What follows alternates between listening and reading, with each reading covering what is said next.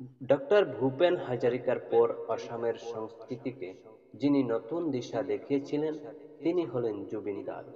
তিনি আজ আর আমাদের মধ্যে নেই। 19 সেপ্টেম্বর তিনি না ফেরার দেশে চলে গিয়েছেন, আমরা সকলেই জানি। ভক্তদের কাছে তিনি কেবল গায়ক নন, আবেগ এবং যুগের প্রতীক। হাজারো বিতর্ক থাকলেও তার কণ্ঠে মায়া, সৃজনশীলতা ও মানবিকতার জন্য তিনি উত্তর পূর্ব ভারতের সঙ্গীত আকাশে চির উজ্জ্বল নক্ষত্র হয়ে থাকবেন। চলুন আজ সেই চির উজ্জ্বল নক্ষত্রের বিষয়ে কিছুটা জেনে নেই। 1972 সালের 18 নভেম্বর মেঘালয়ের তুরায় জন্মগ্রহণ জুবিন গার্গের। তার আসল নাম হল জুবিন বরঠাকুর, তবে তিনি গর্গ গোত্রনাম ব্যবহার করেন। বাবা মোহিনী বরঠাকুর ছিলেন অসম তথা গোটা ভারতের হৃদয় জয় করা গায়ক। জুবিন গার্গ শুধুই এক শিল্পীর নাম নয়, তিনি ছিলেন উত্তর পূর্ব ভারতের সাংস্কৃতিক পরিচয়ের এক অনন্য প্রতীক। বহুমুখী প্রতিভার অধিকারী এই শিল্পী সঙ্গীতের পাশাপাশি সিনেমা, সাহিত্য ও সামাজিক কর্মক্ষেত্রে গভীর ছাপ রেখে গিয়েছিলেন। মাত্র 52 বছর বয়সে তার প্রাণ কেড়ে নিল সিঙ্গাপুরে স্কুবা ড্রাইভিং।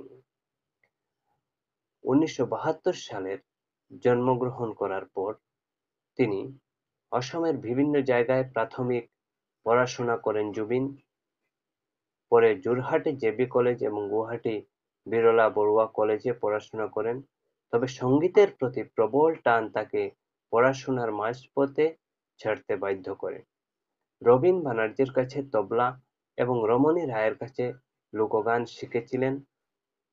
1992 সালে প্রকাশিত প্রথম অ্যালবাম অনামিকা জুবিনকে এক ঝটকায় উত্তর পূর্বের ঘরে ঘরে পৌঁছে দেয়।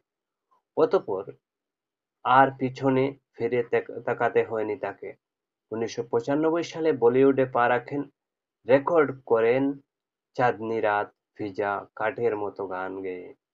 তবে প্রকৃত খ্যাতি আসে 2006 সালে গ্যাংস্টার এর আইকনিক গান ইয়া আলী দিয়ে, যা তাকে এনে দেয় global Indian film awards. Bangla ও অসমীয়া সিনেমায় তার অনেক অবদান ছিল।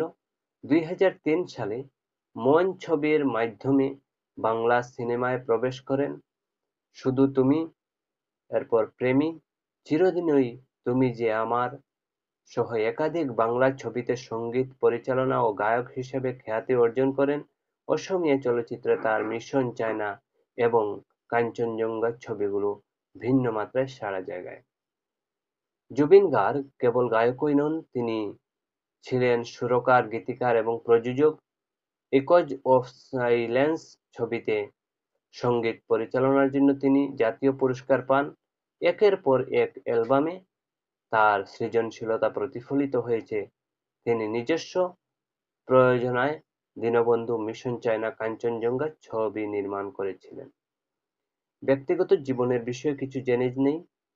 জুবিনের স্ত্রী গরিমা শইকীয়া গর্গ পেশায় ছিলেন খ্যাতনামা ফ্যাশন ডিজাইনার। দীর্ঘ প্রেম পর্বের পর 2002 সালে তাদের বিয়ে হয়। সম্পর্কে নানা ওঠাপড়ার পর এই দম্পতি আজও উত্তর-পূর্ব ভারতের অন্যতম সেলিব্রিটি দম্পতি।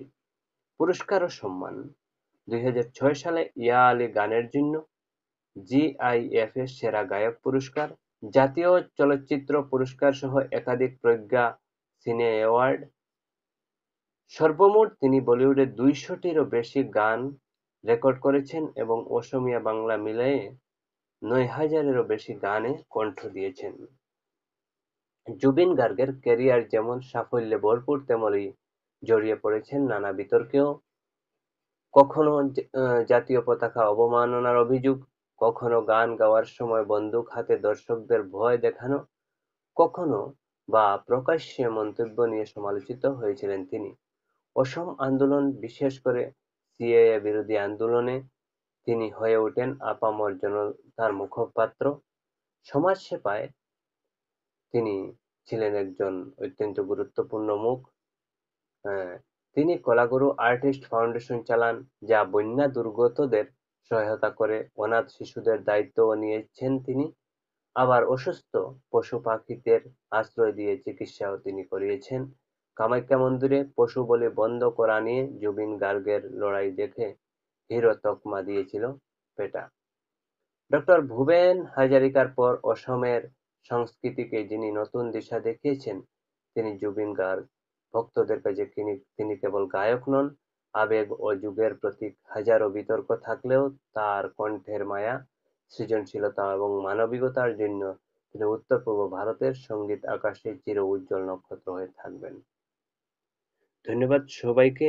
জুবিন গার্গের বিষয়ে জানার জন্য অবশ্যই ভিডিওটি অন্যের কাছে শেয়ার করে দিবেন এবং চ্যানেলটি সাবস্ক্রাইব করে রাখবেন।